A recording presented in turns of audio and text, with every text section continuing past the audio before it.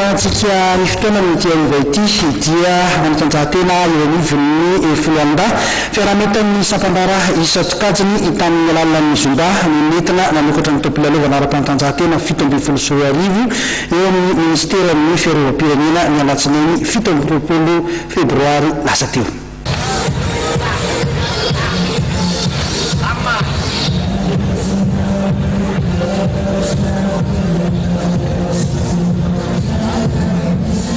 Nosokafana tamin'ny alalan'ny zomba ny tompolalaovana ara-panatanjahantena 17 arivo amin'ny ministeran'ny fiarovam-pirenena ny alatsinainy 17 febroary lasa teo.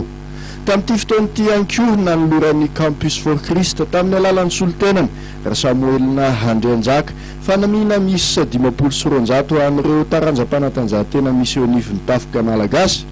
Ratsaivina moa dia nandritra ny fanokafana tamin'ny fomba ofisialy ny tompolalaovana ho an'ny Ekosfa na ny club amin'ny sport de forces armées nampahafantarana ny fiara-miasa matotra amin'ity fikambanana ity.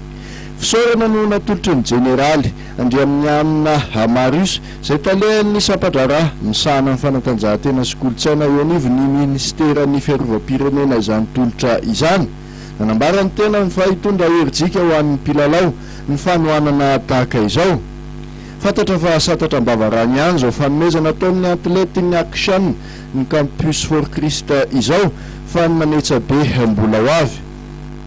Iny fanadidinany koa tompolasy tompom-vavy no anatrahako ny velona mandram-piona ho amin'ny heriny mitozo indray sorana vesaka ianao votany tokatrano tany manaraka ny fandarana mahery hatramin'ny farany sorana koa ny namana miarana ny totrany fandarana tamin'ity androany ity tena namana Bosco sy ny namana Romaina indrindra ny sary ary indrindra ianao tany tokatrano tany azadiny fa dia mbola rahanao amin'ny fanotinana anatin'ny gazety malaza raha mpitso ny vaovao rehetra izay nisokatana tamin'ity farany herinandro ity ary isaky ny zoma kosa ny gazety mahery. Zay ary masaka azonareo tamin'ity androany ity fa dia mametraky ny veloma ho mandram-piona ho amin'ny heriny mitozo indray veloma tompoko.